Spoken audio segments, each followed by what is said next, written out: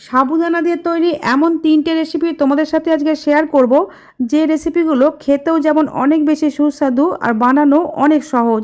আর বছরের যে কোনো সময় যে কোনো দিনই এই রেসিপিগুলো তৈরি করে খাওয়া যায়। যারা সাবু খেতে পছন্দ করে না তারাও কিন্তু চেয়ে চেয়ে খাবে এই রেসিপিগুলো, এতটাই সুস্বাদু হয়। নমস্কার বন্ধুরা, বেঙ্গলি ওভেনে তোমাদের সবাইকে স্বাগত জানাই। প্রথমেই বানাবো একটা পিঠা বা মিষ্টি রেসিপি। তার জন্য এখানে আমি একটা বাটির মাপ করে ছোটো দানার 2 বাটি সাবুদানা নিয়েছি। আর এই ছোটো দানা সাবুদানাটা দিয়ে এই পিঠা বা মিষ্টিটা ভালো তৈরি হয়। প্রথমে সাবুদানাগুলোকে 2-3 বার জল পাল্টে পাল্টে খুব ভালোভাবে ধুয়ে নিয়েছি। এখন নিচ্ছি ফুটন্ত গরম জল। আমি যে বাটির মাপে সাবুদানা নিয়েছিলাম ওই বাটির মাপেই 1 বাটি দিচ্ছি ফুটন্ত গরম জল। 2 বাটি সাবুদানার জন্য 1 বাটি জল লাগবে। এখন এই ফুটন্ত গরম জলের সাথে সাবুদানাগুলোকে খুব ভালোভাবে মিশিয়ে নিচ্ছি, যাতে প্রতিটা সাবুদানার গায়ে এই গরম জলটা লেগে যায়। এখন সাবুদানাগুলোকে ওপর থেকে হালকাভাবে এইভাবে একটু চেপে চেপে লেবেল করে দিয়ে ঢাকা দিয়ে রেখে দিলাম 10 থেকে 12 মিনিটের জন্য। এর মধ্যে কিন্তু সাবুদানাগুলো ফুলে নরম হয়ে যাবে। এই সময়ের মধ্যে আমরা এর ভিতরে যে পুরটা দেবো সেই পুরটা তৈরি করে নিচ্ছি। যে কড়াইয়ের মধ্যে পুরটা তৈরি করব সেই কড়াইয়ের মধ্যে কিছুটা পনিরকে নিয়ে আমি গ্রেট করে নিচ্ছি। এতটা পনির আমাদের লাগবে না, আমি অন্য রেসিপিতে ব্যবহার করব, তার জন্য একটু বেশি করে তৈরি করে নিচ্ছি। পনিরটা গ্রেট করা হয়ে গেলে এর মধ্যে দিয়ে দিচ্ছি কিছুটা আখের গুড়। মিষ্টির পরিমাণটা নিজের খুশি অনুযায়ী কমিয়ে বা বাড়িয়ে নেবে। আর এই আখের গুড়ের পরিবর্তে চিনি বা মিছরিও দিতে পারো। আর সাথে কিছুটা নলেন গুড় দিয়ে দিলাম, যাতে পুরের মধ্যে একটা নলেন গুড়ের ফ্লেভার আসে। এখন সমস্ত কিছুকে একটু মিশিয়ে নিয়ে এর মধ্যে দিয়ে দিলাম কিছুটা পরিমাণে এলাচের গুঁড়ো। এই এলাচ গুঁড়ো না থাকলে এলাচকে থেঁতো করেও দিতে পারবে। সমস্ত কিছু অল্প একটু মিশিয়ে নিয়ে এখন কড়াইটাকে গ্যাসের মধ্যে বসিয়ে দিয়েছি।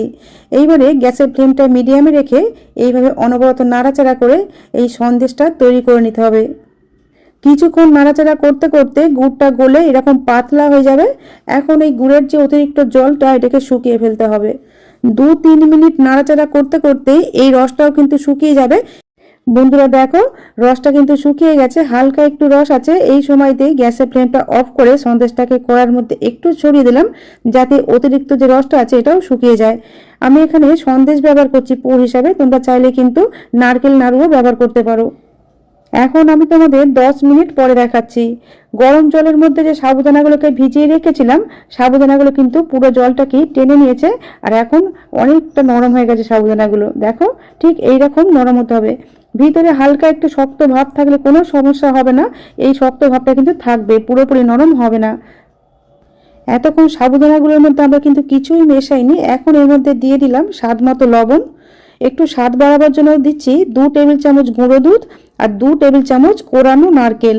এই গুঁড়ো দুধ আর কোরানো নারকেল কিন্তু না দিলেও এই পিঠাগুলো তৈরি করা যাবে, তবে এগুলো দিলে পিঠার স্বাদ অনেকটা বেড়ে যাবে। এখন হাত দিয়ে চেপে চেপে এই সাবুদানাগুলোকে মেখে নিতে হবে। আমরা বাড়িতে যেভাবে রুটি বা পরোটা তৈরি করার জন্য ডো মাখি, ঠিক সেইভাবেই মাখতে হবে। তবে চাইলে কিন্তু এইভাবে হাত দিয়ে না মেখে মিক্সিতেও 2-4 বার ঘুরিয়ে মেখে নিতে পারো। তবে এটা হাত দিয়ে খুব সহজে মাখা হয়ে যায়, তাই মিক্সিতে ঘোরাবার কোনো প্রয়োজন নেই। দেখো বন্ধুরা, অল্প একটু মাখার পরেই কিন্তু ডোটা তৈরি হয়ে গেছে। এদিকে আগে থেকে তৈরি করা সন্দেশটা কড়ার মধ্যে যে একটু ছড়িয়ে রেখেছিলাম, দেখো সন্দেশটা এখন কিন্তু সেট হয়ে গেছে। এখন এই সন্দেশটাকে একটা প্লেটের মধ্যে তুলে নিয়ে ওই কড়ার মধ্যে দিয়ে দিচ্ছি 1 লিটার দুধ।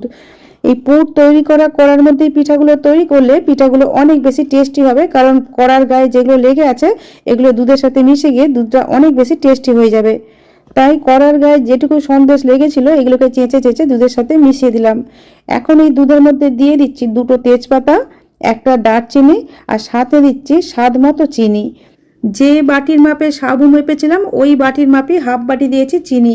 এই চিনির পরিমাণটা নিজেদের খুশি অনুযায়ী কমিয়ে বা বাড়িয়ে নেওয়া যাবে। দুধটাকে ফুটতে দিয়ে এর মাঝখানে পিঠাগুলো তৈরি করে নেব। তার জন্য হাতে একটু তেল বা ঘি লাগিয়ে দিতে হবে। আমি এখানে একটু ঘি মেখে নিয়েছি হাতের মধ্যে। তারপর যেমন সাইজের পিঠাগুলো তৈরি করতে চাও সেই মতো বুঝে একটু হাতের মধ্যে পোরশন নিয়ে প্রথমে মুঠো করে নিয়ে তারপর গোল করবে। তারপর 2 হাতের তালুর সাহায্যে এইভাবে চেপটে দিতে হবে। আর এগুলো কিন্তু এইভাবে পাতলা করেই তৈরি করতে হবে, তবেই পিঠাগুলো এইরকম নরম তুলতুলে হবে, একদম তুলোর মতো নরম হবে। সবগুলোই এইভাবে হাত দিয়ে চেপটে লুচির মতো করে তৈরি করে নিয়েছি, যাতে পিঠাগুলো বানাতে সুবিধা হয়। সবগুলো বানানো হয়ে গেলে এবার একটা লুচির মধ্যে তৈরি করে রাখা পুর অল্প করে দিতে হবে, খুব বেশি দিতে যাবে না, তাহলে চাপ পড়ে পিঠাগুলো ফেটে যেতে পারে। প্রথমে তৈরি করা সাবুর একটা লুচি হাতের মধ্যে নিয়ে মাঝখানে এইভাবে পুরটা দিয়ে দু হাতের সাহায্যে একটু চেপড়ে দিলাম। তারপর আঙুলের সাহায্যে এইভাবে সমস্ত জোড়মুখগুলো জুড়ে দিতে হবে খুব ভালোভাবে, এইভাবে চেপে চেপে। পিঠাগুলো তৈরি করতে করতে পিঠার গায়ে যদি কোথাও একটু ফেটেও যায়, দুটো আঙুলের সাহায্যে একটু চেপে চেপে কিন্তু খুব সহজেই জোড়া লাগিয়ে দেওয়া যায়। আর এগুলো কিন্তু কোনোভাবেই ফুটন্ত দুধে যখন আমরা ফোটাবো খুলে যাবে না। শুধু দুটো আঙুলের সাহায্যে খুলে যাওয়া অংশগুলো খুব ভালোভাবে চেপে দিতে হবে। আমি পুলি পিঠার মতো করে দুটো বানিয়ে নিয়েছি, আর কিছু পিঠে এইভাবে গোল করে বানাচ্ছি। তার জন্য একটা লুচির ওপরে কিছুটা পুর দিয়ে আরও একটা লুচি ওপর দিয়ে চাপা দিয়ে দিলাম। তারপর হাত দিয়ে চেপটে পুরটাকে একটু সমান করে দিয়েছি, আর সাইডগুলো এইভাবে চেপে চেপে দিয়ে হাতের সাহায্যে একটু গোল করে দিয়েছি। এইভাবে তৈরি করলে খুব তাড়াতাড়ি যেমন তৈরিও হয়ে যাবে, আর এগুলো কিন্তু ফেটে যাওয়ারও কোনো ভয় থাকবে না। দেখো বন্ধুরা, দুধটা যে আমরা আগে থেকে ফুটতে দিয়েছিলাম, দুধটা এখন ফুটতে শুরু করেছে। এই ফুটন্ত দুধের মধ্যে তৈরি করে রাখা পিঠাগুলো একটা একটা করে ছেড়ে দিতে হবে। আর পিঠাগুলো দেবার সময় ফ্লেমটাকে কিন্তু হাইতে রাখতে হবে। সমস্ত পিঠাগুলো দুধের মধ্যে দেওয়া হয়ে গেলে ফ্লেমটা কমিয়ে মাঝারিতে করে দিতে হবে। আর পিঠাগুলো দিয়েই সঙ্গে সঙ্গে খুন্তি বা হাতা লাগানো যাবে না, তাহলে কিন্তু পিঠাগুলো ভেঙে যেতে পারে। 2 থেকে 3 মিনিট ফোটার পরেই পিঠাগুলো দেখবে দুধের উপরে আপনা আপনি ভেসে উঠেছে। তখন এইভাবে হালকা করে একটু নাড়িয়ে দিতে হবে। আর পিঠাগুলো কিন্তু বেশিক্ষণ ফোটাবার দরকার নেই, 4 থেকে 5 মিনিট ফোটালেই খুব ভালোভাবে পিঠাগুলো সিদ্ধ হয়ে যাবে। আর এই 4-5 মিনিট সময়ের মধ্যে মাঝে মাঝে দুধটা একটু নাড়াচাড়া করে দিতে হবে, যাতে কড়ার মধ্যে দুধটা নিচে বসে না যায়। আর আমি এখানে একটু বেশি পরিমাণে দুধ ব্যবহার করেছি, তোমরা চাইলে কিন্তু এর থেকে কম পরিমাণ দুধ দিয়েও তৈরি করে নিতে পারবে। বন্ধুরা দেখো, পিঠাগুলো কিন্তু দুধের উপরে ভেসে আছে, আর কালারটা অনেকটা চেঞ্জ হয়ে গেছে। এই সময়ে গ্যাসের ফ্লেমটা অফ করে দিয়েছি। এখন কড়াই থেকে পিঠাগুলোকে একটা প্লেটের মধ্যে তুলে নিচ্ছি। খুবই সুস্বাদু একটা পিঠা রেসিপি, যেটা বছরের যে কোনো সময় যে কোনো দিনই তৈরি করে নিতে পারো। আর সাবুদানা দিয়ে তৈরি বলে ভেবো না যেন শক্ত হবে। আমি যেভাবে তৈরি করেছি এইভাবে তৈরি করলে কিন্তু একটুও শক্ত হবে না। শুধু পিঠের ওপরের আস্তরণগুলো একটু পাতলা করে তৈরি করবে, তাহলেই একদম তুলোর মতো নরম তুলতুলে পিঠে হবে, যেগুলো মুখে দেওয়া মাত্রই গলে যাবে। আর খেতে তো এত ভালো হয়, যারা সাবুদানা খেতে পছন্দ করে না তারাও কিন্তু চেয়ে চেয়ে খাবে। আমি ওপর দিয়ে একটু পেস্তা কুচি ছড়িয়ে গার্নিশিং করে দিলাম। তোমরা তোমাদের খুশি মতো যে কোনো ড্রাই ফ্রুটস দিয়েই গার্নিশিং করতে পারো। আর আমি তোমাদের কেটেও দেখিয়ে দিচ্ছি বন্ধুরা, দেখো কতটা নরম তুলতুলে হয়েছে, আর ভিতরটা কিন্তু পুরে ঠাসা। এখন তৈরি করব একটা ব্রেকফাস্ট বা টিফিন রেসিপি। তার জন্য এই রকম বড় সাইজের সাবুদানাকে আমি 3 ঘন্টা আগে নর্মাল জলে ভিজিয়ে রেখেছিলাম। সকালে ব্রেকফাস্টের জন্য বানাতে চাইলে আগের দিন রাত্রিবেলা ভিজিয়ে রাখলে কাজটা অনেক বেশি সহজ হয়ে যাবে। এখন আমি তোমাদের 3 ঘন্টা পরে দেখাচ্ছি। বন্ধুরা দেখো, 3 ঘন্টা পরে সাবুদানাগুলো ভিতর পর্যন্ত ভিজে একদম নরম হয়ে গেছে। এখন সাবুদানাগুলোকে জল ঝরিয়ে নেবার জন্য একটা পাত্রের উপর ছাঁকনি রেখে এইভাবে জলটা ঝরিয়ে নিয়েছি। জলটা ঝরতে থাক, ততক্ষণ আমরা অন্য কাজটা এগিয়ে রাখি। এখানে নিয়েছি 3 টেবিল চামচের মতো ভাজা চীনাবাদাম। এই চীনাবাদামগুলোকে মিক্সিং গ্রাইন্ডারের মধ্যে দিয়ে পালস মোডে এগুলোকে গুঁড়ো করে নিতে হবে। যেহেতু বাদামের মধ্যে তেল থাকে, একটানা ঘোরালে কিন্তু বাদাম থেকে তেল বেরিয়ে যাবে। তাই 2 সেকেন্ড ঘুরিয়ে 2 সেকেন্ড অফ করতে হবে, আবার 2 সেকেন্ড ঘুরিয়ে আবার 2 সেকেন্ড অফ করতে হবে। এইভাবে কয়েক সেকেন্ড ঘোরালেই কিন্তু বাদামগুলো এইভাবে গুঁড়ো হয়ে যাবে। বাদামের গুঁড়োগুলোকে সাইডে রেখে দিয়ে ওই মিক্সিং জারের মধ্যে নিয়ে নিলাম 2টো কাঁচা লঙ্কা আর কিছুটা পরিমাণে ধনেপাতা। এখন এগুলোকে জল ছাড়া পেস্ট করে নিতে হবে, তবে পেস্টটা কিন্তু একদম ফাইন পেস্ট করব না। এইভাবে একটু ছিবড়ে ছিবড়ে রেখেই পেস্টটাকে করে নিয়েছি। এইভাবে তৈরি করলে রেসিপিগুলো খেতে দারুণ হবে। এখন ওভেনে একটা প্যান বসিয়ে এর মধ্যে দিয়ে দিলাম 1 টেবিল চামচ তেল। তেলটা ভালোভাবে গরম হয়ে গেলে এর মধ্যে দিয়ে দিচ্ছি 1/2 চা চামচ কালো সর্ষে, আর সাথে দিচ্ছি কয়েকটা কারি পাতা। এখন এই সর্ষে আর কারি পাতাটা বেশ ভালোভাবে ভেজে নিতে হবে। যখন সর্ষেগুলো তেলের মধ্যে ফুটতে শুরু করবে আর কারি পাতা থেকে দারুণ একটা ফ্লেভার বেরোবে, ঠিক সেই সময় এর মধ্যে দিয়ে দিচ্ছি কিছুটা পরিমাণে কুচানো পেঁয়াজ। আমি এখানে মাঝারি সাইজের 2টো পেঁয়াজ ব্যবহার করেছি। তবে নিরামিষের দিনে এই রেসিপিটা তৈরি করতে চাইলে পেঁয়াজটা বাদ দিয়ে তৈরি করতে পারো। এই পেঁয়াজটাকে এখন তেলের সাথে একটু ভেজে নিতে হবে। লাল লাল করে ভাজতে হবে না, শুধু হালকা ট্রান্সপারেন্ট হবে সেইটুকু সময় পর্যন্ত ভাজতে হবে। এই যে পেঁয়াজগুলোকে একটু ভেজে নিয়েছি, আর পেঁয়াজের কালারটা কিন্তু একটু চেঞ্জ হয়ে গেছে। ঠিক এই সময়তে দিয়ে দিচ্ছি এর মধ্যে আলু। এখানে আমি একটা মাঝারি সাইজের আলুকে ছোট ছোট টুকরো করে এইভাবে কেটে রেখেছিলাম। এই আলুগুলোকে এই পেঁয়াজের মধ্যে দিয়ে দিলাম। এখন আলুগুলোকেও পেঁয়াজের সাথে একটু ভেজে নিতে হবে। আলুগুলোকে অল্প কিছুক্ষণ ভেজে নিয়ে এর মধ্যে দিয়ে দিচ্ছি স্বাদমতো লবণ। এখানে আলু আর পেঁয়াজের জন্য শুধু লবণটা ব্যবহার করেছি, আর লবণটা এই সময় দিলে আলুগুলো খুব তাড়াতাড়ি সিদ্ধ হয়ে যাবে। লবণটা আলু আর পেঁয়াজের সাথে মিশিয়ে নেওয়া হয়ে গেলে এখন এর মধ্যে দিয়ে দিচ্ছি কাঁচা লঙ্কা আর ধনেপাতার পেস্ট। পুরো পেস্টটাকেই আলু আর পেঁয়াজের মধ্যে ঢেলে দিয়েছি। আমি এখানে যে পরিমাণে লঙ্কা আর ধনেপাতা ব্যবহার করেছি তোমরা চাইলে কিন্তু পরিমাণটা কমিয়ে বা বাড়িয়ে নিতে পারবে। এখন এই পেস্টটাকে আলু পেঁয়াজের সাথে একটু ভেজে নিচ্ছে, যাতে এই কাঁচা লঙ্কা আর ধনেপাতার ফ্লেভারটা আলু আর পেঁয়াজের মধ্যে চলে আসে। অল্প একটু ভেজে নেওয়া হয়ে গেলে এর মধ্যে আমি দিয়ে দিলাম 3 টেবিল চামচের মতো জল। আলুগুলো ভালোভাবে সিদ্ধ হতে যতটুকু জলের প্রয়োজন ঠিক ততটুকু জলই এখানে দিতে হবে। এখানে জলটা একটু কম বলেই মনে হচ্ছে, তাই আরও 2 টেবিল চামচের মতো জল এই আলুর মধ্যে অ্যাড করে দিলাম। জলটাকে খুব ভালোভাবে আলুর সাথে মিশিয়ে নিয়েছি। এখন ফ্লেমটাকে লো করে দিয়ে চাপা দিয়ে দিতে হবে যতক্ষণ না আলুগুলো সিদ্ধ হয়।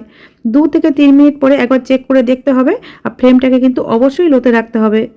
এখন আমি তোমাদের 2 মিনিট পরে দেখাচ্ছি।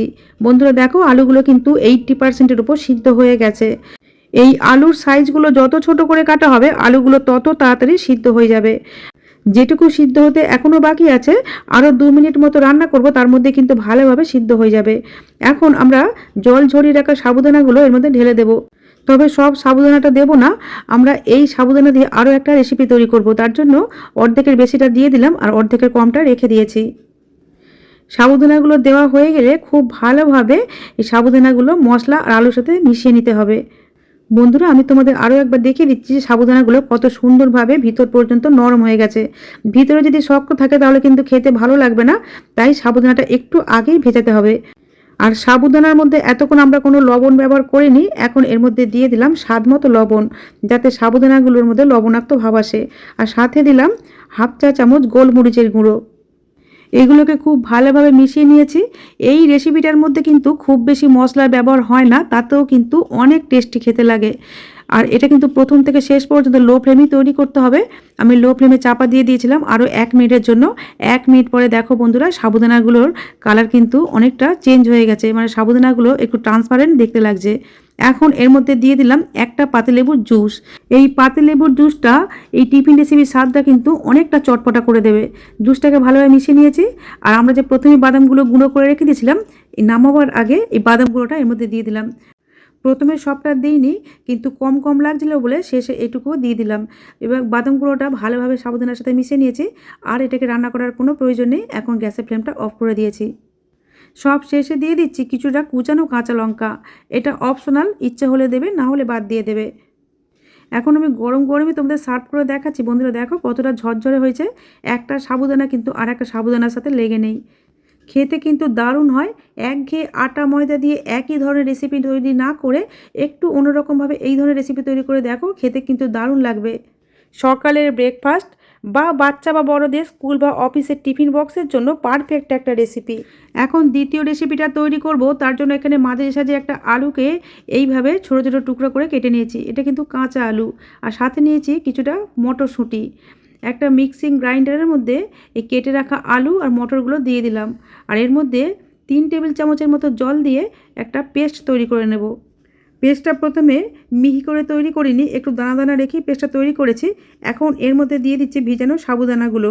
যে সাবুদানাগুলো আমরা রেখে দিয়েছিলাম, এই ভিজানো সাবুদানাগুলো এই আলু আর মটরশুঁটির মধ্যে ঢেলে দিলাম। এখন এর মধ্যে সামান্য পরিমাণে একটু জল দিয়ে একটা পেস্ট তৈরি করে নেব। প্রথমে কিন্তু খুব বেশি জল দিলে হবে না, অল্প জল দিয়ে পেস্টটা তৈরি করতে হবে, কারণ আমাদের দরকার একটা ঘন ব্যাটার। পাতলা হয়ে গেলে কিন্তু যে রেসিপিটা আমরা তৈরি করতে চাইছি সেটা তৈরি করতে পারবো না।